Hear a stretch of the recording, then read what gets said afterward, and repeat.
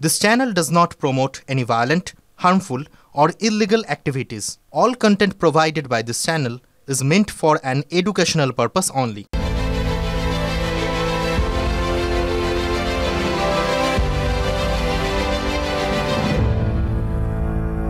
খগেন মুর্মুকে দেখতে হাসপাতালে মমতা বন্দ্যোপাধ্যায়। আজকের আলোচিত ছবি, উত্তরকন্যা ফেরার পথে হাসপাতালে যান মুখ্যমন্ত্রী। সুকান্ত মজুমদারের খোঁচা, মুখ রক্ষার চেষ্টা চলছে, তাই হাসপাতালে মুখ্যমন্ত্রী। বিজেপির বক্তব্য, প্রধানমন্ত্রী চাপেই হাসপাতালে যেতে হলো মমতা বন্দ্যোপাধ্যায়কে। আজকে 2 নম্বর ব্রেকিং, খগেন মুর্মুকে দিল্লি নিয়ে যাওয়ার ভাবনা। সাংসদের মুখে প্লেট বসানো হতে পারে। খগেনের চোখের নিচ থেকে নাকের তলা পর্যন্ত বড় আঘাত, ভেঙেছে হাড়, 7টি সেলাই পড়েছে। 3 নম্বর ব্রেকিং, সাংসদের ওপর হামলা, রাজ্যের কাছে রিপোর্ট তলব। রিপোর্ট চাইলেন লোকসভা স্পিকার ওম বিড়লা। বড় খবর আজকের, রাজ্য দ্রুত রিপোর্ট না দিলে আইনি পদক্ষেপ। বাংলায় গুন্ডারা চলতে পারে না, শিলিগুড়ি পৌঁছে হুঁশিয়ারি মন্ত্রী কিরেন রিজিজুর। 4 নম্বর ব্রেকিং, উত্তরবঙ্গে নেমেই মুখ্যমন্ত্রীকে নিশানা করেন শুভেন্দু অধিকারী। মুখ্যমন্ত্রীর উস্কানিতেই হামলা নাগরাকাটায়, এমনটাই অভিযোগ করেছেন শুভেন্দু অধিকারী। বলেন, খগেন মুর্মুর ওপর প্রাণঘাতী হামলা হয়েছে, এটা গণতন্ত্রের পক্ষে বিপজ্জনক ঘটনা। 5 নম্বর ব্রেকিং, সাংসদ, বিধায়ক, পিটিও গ্রেপ্তার হয়নি কেউ। নাগরাকাটায় হামলার একদিন পরেও গ্রেপ্তারি শূন্য। 8 জনের নামে অভিযোগ দায়ের বিজেপির তরফ থেকে। আজকে 6 নম্বর ব্রেকিং, রাজ্যে এসআইআর শুরুর আবহে পাখির চোখ 3 জেলা। এসআইআর এর কাজ খতিয়ে দেখতে বাংলায় আসছে নির্বাচন কমিশনের বিশেষ টিম। সূত্র বলছে, সব জেলার মধ্যে খাস নজর রয়েছে পূর্ব মেদিনীপুর, ঝাড়গ্রাম এবং বাঁকুড়ায়। রাজ্যে এসে এই 3 জেলা নিয়ে আলাদা করে বৈঠক করবেন কমিশনের আধিকারিকরা। আজকে 7 নম্বর ব্রেকিং, পঞ্চায়েত সমিতির কর্মাধ্যক্ষকে পিষে দিল গাড়ি। মালদার হরিশ্চন্দ্রপুরে গাড়ির ধাক্কা মৃত কংগ্রেস নেতা। খুনের অভিযোগ নিহতের পরিবারের। তাদের দাবি, দুর্নীতির প্রতিবাদ করায় খুন করা হলো তাকে। আজকের 8 নম্বর ব্রেকিং, শুল্ক নিয়ে ফের ডোনাল্ড ট্রাম্পের চোখ রাঙানি। এবার বিদেশি ট্রাকের ওপর 25% শুল্কের হুঁশিয়ারি। ভেবে দেখুন একবার, 1 নভেম্বর থেকে লাগু করার কথা ঘোষণা।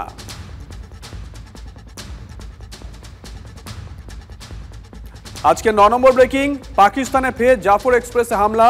রাওয়ালপিন্ডি থেকে কোয়েটা যাওয়ার পথে বিস্ফোরণ। ট্রেনে 4টি কামরা বেলাইন। এই নিয়ে তৃতীয়বার জাফর এক্সপ্রেসের ওপর হামলা হলো। আজকে 10 নম্বর ব্রেকিং, শান্তি আলোচনা চললেও গাজায় লাগাতার হামলা ইসরায়েলের। জনবসতি এলাকায় একের পর এক আক্রমণ। লেবাননেও ফের হানা ইসরায়েলি বাহিনী।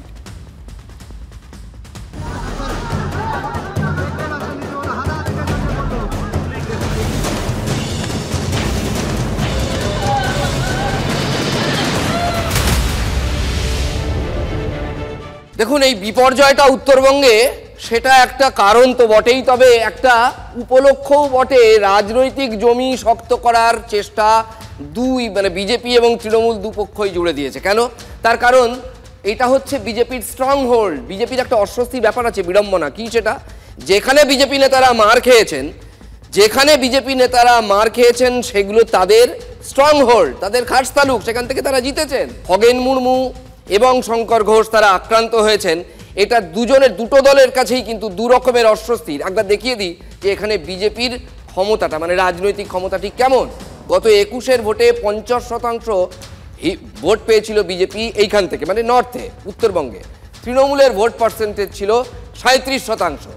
আলিপুরদুয়ারের 7টা বিধানসভা কেন্দ্রের মধ্যে 7-এ 7 বিজেপি। নাগরাকাটা, তুফানগঞ্জ, কুমারগ্রাম, কালচিনি, আলিপুরদুয়ার, ফালাকাটা এবং মাদারিহাট। ওই লোকসভা কেন্দ্রের সাংসদও বিজেপিরই, মনোজ টিগ্গা। মনোজের সঙ্গে তৃণমূলের প্রকাশ চিক বড়াইকের ভোট পার্সেন্টেজের যে ফারাক, সেটা হচ্ছে প্রায় 5%। উত্তরবঙ্গে এই মুহূর্তে বিজেপির 24 জন বিধায়ক রয়েছেন। মানে বঙ্গ বিজেপির শক্ত জমি বা স্ট্রং হোল্ড হচ্ছে আসলে উত্তরেই।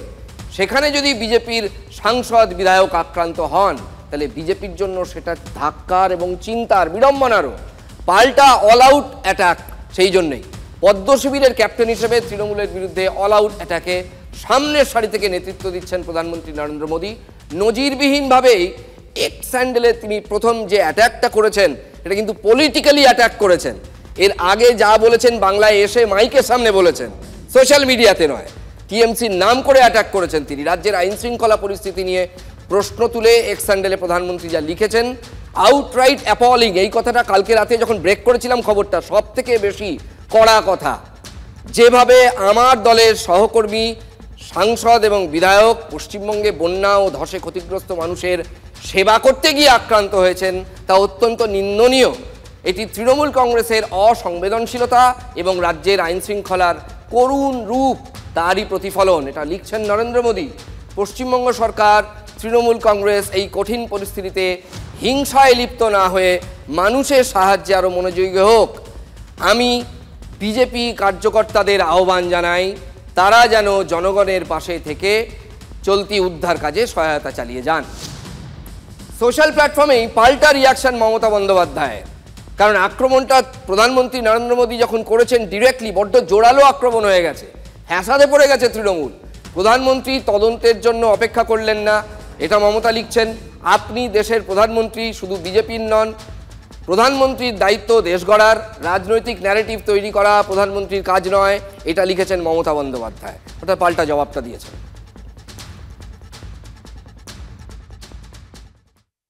আমার কথা হচ্ছে, যখন কোনো সাংবিধানিক পোস্টে থেকে কেউ কোনো কমেন্টস করবে, তার উচিত সাংবিধানিক পোস্টটাকে মেনেই কমেন্টসটা করা। কমেন্ট রিটুইটও করে দিয়েছি, মুখ্যমন্ত্রীকে আমি উত্তর দিয়ে দিয়েছি। প্রধানমন্ত্রীর উত্তর দেওয়ার দরকার নেই, অনেক বড় ব্যাপার, ওয়ার্ল্ড লিডার, তার জন্য বিরোধী দল নেতা না। প্রধানমন্ত্রীর টুইটটা ভীষণ politicised. It's a very unfortunate A prime minister of the country is doing politics at this juncture.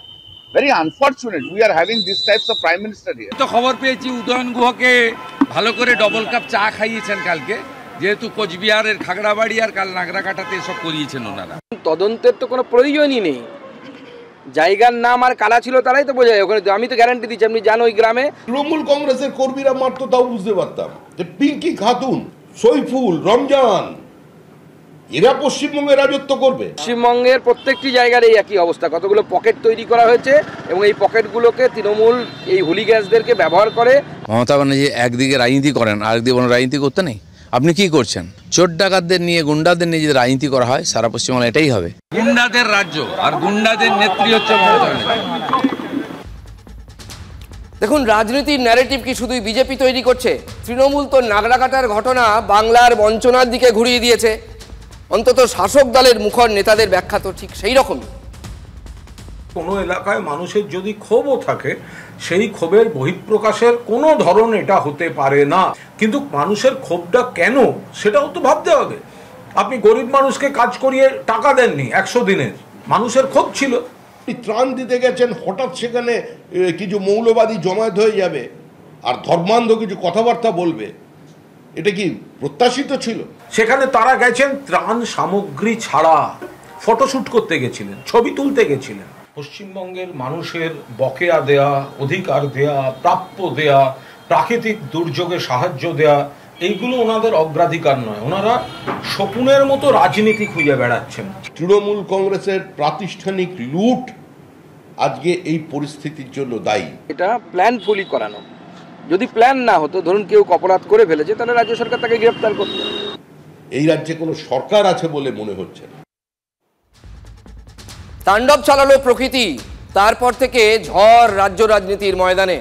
আশ্চর্য তাই না? এই সময় যদি সব রাজনৈতিক দল তাদের এই ছোটোখাটো ঝুট ঝামেলা, মনোমালিন্য, এই মতবিরোধ ভুলে গিয়ে একসঙ্গে দুর্গত মানুষের পাশে কাঁধে কাঁধ মিলিয়ে থাকতে পারত, তাহলে কিন্তু ছবিটা অন্যরকম হতো। শুধু এই ক্ষেত্রে নয়, বাংলার যে কোনো বিপর্যয়ের ক্ষেত্রে ভাবতেও আমাদের ভালো লাগতো।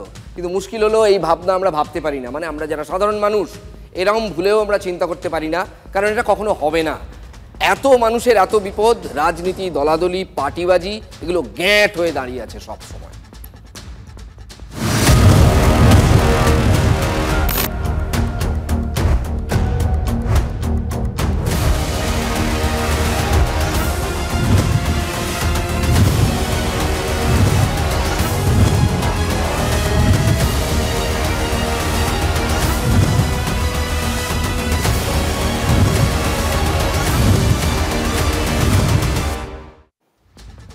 এই যে টুকরো টুকরো ছবিগুলো আপনাদের দেখালাম সেটাই বলে দিচ্ছে যে বিপর্যয়ের এখনো বহু দূর, মানে বিপর্যয় শেষ হয়নি, আফটারমাথটা বাকি আছে।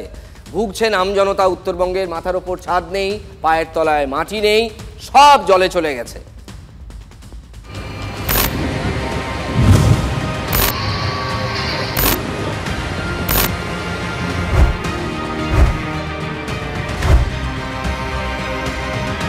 গাঠিয়া নদীর জলে প্লাবিত হয়েছে নাগরাকাটার বিস্তীর্ণ এলাকা। তার মধ্যে অন্যতম গ্রাম হচ্ছে এই টন্ডু। যেই টন্ডুর মানুষ একেবারে দিশেহারা, দুর্বিষহ অবস্থা। একবেলা এখনো পর্যন্ত খেতে পারেননি, সকাল থেকে না খেয়েই তাদের দিন কাটাতে হচ্ছে। এমনকি ঘরগুলোর যে অবস্থা দেখলে মনে হবে যেন এর উপর দিয়ে কোনো একটা বড় ঝড় বয়ে গেছে। যেভাবে জল ঢুকেছিল তাতে সর্বহারা হয়ে পড়েছেন এই গ্রামের মানুষজন। পাকা ঘর পর্যন্ত একেবারে জলের স্রোতে একেবারে বালির তলায় ডেবে গিয়েছে। এবং যেভাবে এখানে তাণ্ডব চালিয়েছে এই গাঠিয়া এবং জলঢাকা নদী, এবং তাতে কিন্তু রীতিমতো দিশেহারা মানুষজন। এই ঘরটা তো আপনার? হ্যাঁ আমার।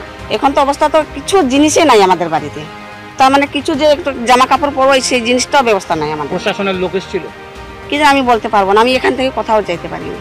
সরকারি লোক এসে খাওয়া দাওয়া কোনো? হ্যাঁ দিছে, খাওয়া দাওয়া দিয়েছে। হ্যাঁ তবে 2 টাইমের মধ্যে 1 টাইম দিয়েছে। এখানে পাশে আরেকটি বাড়ি যেটা একেবারে বালির তলায় দেবে গিয়েছে, এখানে সেই বাড়ির মালিক রয়েছে। पानी आया था उस समय में, कुछ निकालने भी नहीं सका, सब चला गया और कुछ बचे नहीं है।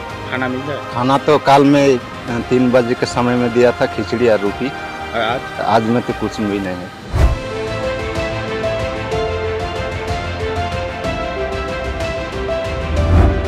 किस्मत दुखर बात, इतना बच्चा छोटा छोटा बच्चा इसको नाती लोग, इतना पानी ने पार किया इधर से। কষ্ট তো অনেক হয়েছে, মানে বলা যাবে না, বললে কিছু লাভ নাই, অনেক আছে। আমরা এইদিকে 2টা গ্রাম আছে, ওইখানে বিস্কুট টিস্কুট দিয়ে এরা মানে চলে আছে নিজের। একদিকে ঘর নেই, বাসস্থান হারা, অন্যদিকে খাওয়ারও জুটছে না ঠিকভাবে। কি করবেন তারা? দিশেহারা। তাকিয়ে মুখ্যমন্ত্রী এবং সরকারের দিকে।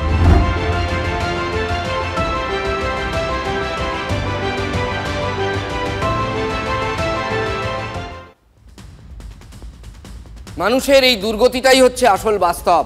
কঠিন লড়াই চলছে, ঘুরে দাঁড়ানোর যুদ্ধ শুরু হয়েছে নর্থ বেঙ্গলে, উত্তরবঙ্গে। ধূপগুড়ি মহকুমার বন্যা বিধ্বস্ত বহু অংশে এখনো পর্যন্ত সরকারি ত্রাণ পৌঁছয়নি। অভিযোগ ভুরি ভুরি। জলঢাকা নদীর জলে ডুবে আছে বিস্তীর্ণ অঞ্চল, এবং শুধু টন্ডু নয়, যে গ্রামটার কথা বলছিলাম, এমনই দুরবস্থার শিকার আরও অনেক গ্রাম। এই মুহূর্তে আমি দাঁড়িয়ে রয়েছি সেই এলাকা, যে এলাকায় একেবারে গাঠিয়া এবং জলঢাকার জল ঢুকে একেবারে রীতিমতো বিপর্যস্ত, এবং গোটা এলাকা প্লাবিত হয়েছে, এবং মানুষ কিন্তু যাতায়াত করছে নদী পেরিয়ে, একে অপরের হাত ধরে কিন্তু জীবনের ঝুঁকি নিয়ে পারাপার করছে। জলপাইগুড়ি জেলার বামনডাঙ্গা, তার সঙ্গে রয়েছে বানারহাট, এবং তার সঙ্গে নাথুয়ার একটা বড় অংশ ক্ষতিগ্রস্ত হয়েছে এই জলে। এতটাই বিপর্যস্ত হয়েছে গোটা এলাকা যে এখানে কিন্তু মানুষকে নিয়ে মানে পারাপার করতে হচ্ছে এইভাবেই। আবার কিছু ক্ষেত্রে ওখান থেকে পেলোডার এবং ট্রাক্টরে করে তাদের জল পার করে পাশের গ্রাম, যেখানে মূলত গোটা এলাকা প্লাবিত হয়েছে, সেই এলাকায় সেখানে কিন্তু তারা যাচ্ছেন। যারা এলাকা ছেড়ে চলে এসেছিলেন নিরাপদ জায়গায়, তারা কিন্তু এখন বাড়ি ফিরছেন বাজার করে। এখানে কিন্তু বিপর্যয় মোকাবেলা দলের লোকেরা এসছে, তারা কিন্তু কাজ শুরু করেছে। কিন্তু এখানকার অবস্থা স্বাভাবিক হতে বহু সময় লাগবে, কারণ এখানকার মানুষ যতটা কষ্টে রয়েছে, এই কষ্ট নিবারণ কিন্তু এই মুহূর্তে সম্ভব নয়। ব্রিজ নেই, তার মধ্যে জল পেরিয়ে যাতায়াত করতে হচ্ছে। আমরা সেই ছবি দেখাচ্ছি, এবং পাশেই রয়েছে জঙ্গল, সংরক্ষিত বনাঞ্চল গরুমারার একটা অংশ, যেই জঙ্গলও কিন্তু এই বন্যায় রীতিমতো ক্ষতিগ্রস্ত হয়েছে। যারা মহিলারা রয়েছেন তারা মূলত এই ট্রাক্টরে করে তাদেরকে কিছু কিছু মানুষ করে তাদেরকে পারাপার করা হচ্ছে। মোটামুটি ভ্রমণ প্রিয়, কিন্তু দার্জিলিং বা মিরিক যাননি এমন বাঙালি খুব কম আছেন। দেখেছেন স্বচক্ষে মিরিক কেমন, আজ দেখুন মিরিকের পরিণতি কি। TV9 বাংলায় একদম গ্রাউন্ড জিরোয় সেই এলাকায় দাঁড়িয়ে আছি, যে এলাকায় এই ধ্বংসের ছবিটা। এটা মেচিধারা গাঁও, সৌরিদি থেকে কিছুটা নিচে, যেখানে কার্যত গোটা গ্রামটাই ধূলিসাৎ হয়ে গিয়েছে। অত্যন্ত রিমোট এলাকায়, অনেকখানি পায়ে হেঁটে, কিছুটা গাড়িতে, কিছুটা মোটর বাইকে করে আমরাও এসেছি। এই দেখুন একটা নির্মীয়মান বাড়ি, সেই বাড়ির একটা বড় অংশ কিন্তু ভেঙে চুরে দুমড়ে গিয়েছে। একইভাবে উপর থেকে প্রচুর কাদা, মাটি, পাথর, গাছ এসে কার্যত তোড়ে ভাসিয়ে নিয়ে গেছে গোটা এলাকা। এই জায়গায় আরো একটা ঘর ছিল, দেখো ঘর ধূলিসাৎ হয়ে বেরিয়ে চলে গিয়েছে। ভাঙা টিন, এই টিন জানান দিচ্ছে এখানে ঘর ছিল। এই উপরে একাধিক ঘর ছিল, কার্যত একটা গোটা গ্রাম, পাহাড়ি গ্রাম, সেই গ্রাম কিন্তু তছনছ হয়ে গিয়েছে প্রকৃতির এই তাণ্ডবে। এই বাঁশের খুঁটি, টিন, এই লাঠি, এগুলো সমস্ত কিছু জানান দিচ্ছে যে এই এলাকায় একটা সময় মানুষ বসবাস করত, কিন্তু গত সেই তাণ্ডবে এখন আর এই এলাকাটা বসবাসের যোগ্য নয়। এই রিলিফ ক্যাম্প, সৌরনী রিলিফ ক্যাম্প, যেখানে মেচিধারা গাঁয়ের বাসিন্দারা আছেন। গ্রামের পরিস্থিতি এতটাই খারাপ যে গ্রামে বাসিন্দাদের রাখা যাচ্ছে না, সে কারণেই কিন্তু তাদেরকে উঠিয়ে নিয়ে আসা হয়েছে এই রিলিফ ক্যাম্পে। এটা সৌরিনীর কমিউনিটি হল, যাকে রাতারাতি রিলিফ ক্যাম্পে রূপান্তরিত করা হয়েছে। এখানেই অন্তত 15 থেকে 20টি পরিবার তাদের যেটুকু সহায় সম্বল বাঁচাতে পেরেছেন তা নিয়ে তারা এখানে আশ্রয় নিয়েছেন। खान पान तो सब दे रहा है, बोरी बोरी चावल आ रहा है, ये सब क्यों? अभी तो पक्का घर, जल्दी घर और लैंड चाहिए ना, पक्का लैंड। তারা দীর্ঘ সময় এই কমিউনিটি হলে রিলিফ ক্যাম্পে থাকতে চান না, তারা চান এই দুর্যোগ কাটিয়ে উঠে স্বাভাবিক ছন্দে ফিরতে।